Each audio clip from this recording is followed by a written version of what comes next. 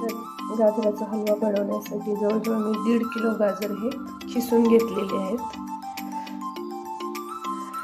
कढई गरम करून 1 चमचाभर तूप टाकते, साजूक तूप. गाजर भाजण्यासाठी भरपूर असं साजूक तूप घालायचं.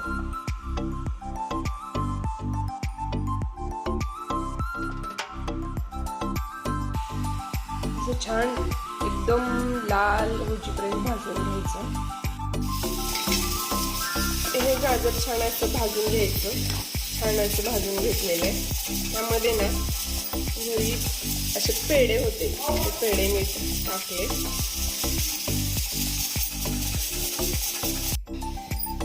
आणि ना साखर टाकायची, लागेल तेवढी साखर टाकायची.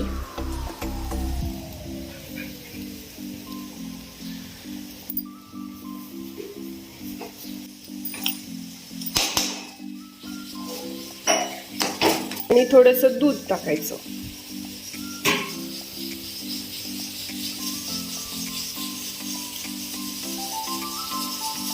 आणि छान असं खालीवर करायचं ते दूध आटेपर्यंत. त्यामध्ये ड्रायफ्रूट टाकायचे आणि घ्यायचा. मस्त असा तयार झाला गाजराचा हलवा.